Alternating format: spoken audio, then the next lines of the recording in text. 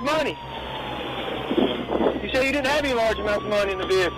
Turn around for me, okay? Are there any large sums of money over $5,000 in cash in the vehicle? That's all, hundreds. How much money you got? That's not chairman, is it? Well, I'm seizing it.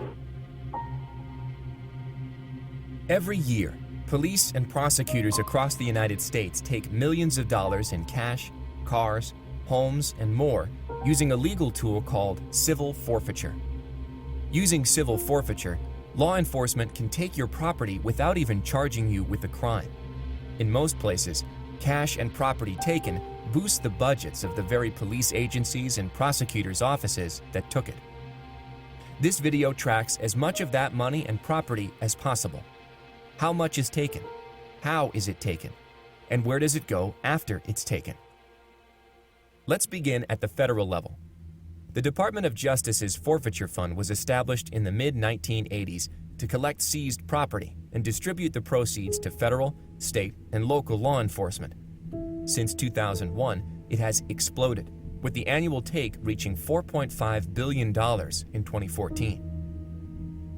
The Treasury Department takes billions more. In all, the federal government took $29 billion in cash and property in just 14 years. Most often, property is taken using civil forfeiture, not criminal. With criminal forfeiture, the government must convict you before it can take your property. But under civil forfeiture, no conviction is necessary. Just 13% of Justice Department forfeitures followed a conviction. Now let's look at another part of federal forfeiture: equitable sharing. This is a controversial program that allows local cops to seize property, turn it over to the feds, and get up to 80% of the proceeds back.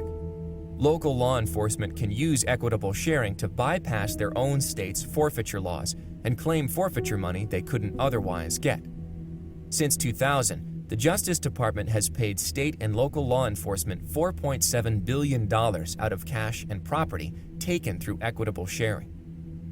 Over 14 years, the annual equitable sharing take tripled. In January 2015, the Attorney General announced changes intended to curb equitable sharing, but they only targeted a small slice of the program. Let's turn to the states. How much money and property is taken under state civil forfeiture laws? It's impossible to say. Few states publish forfeiture information online. The Institute for Justice tried to get forfeiture records from every state, but many don't keep them, and others weren't usable.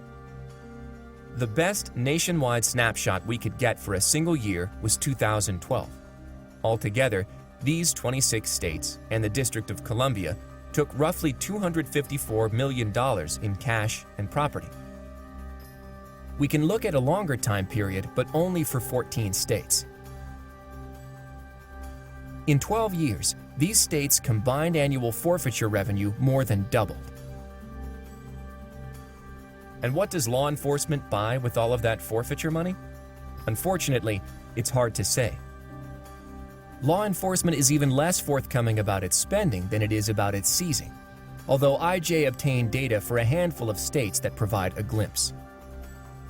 Across these 4 states, most forfeiture money paid for equipment and law enforcement salaries, things that benefit officers by improving working conditions or even pay.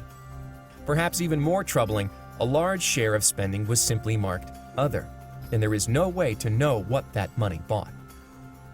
For all that we don't know about forfeiture in the United States, we can say this for certain: civil forfeiture is a big and growing problem.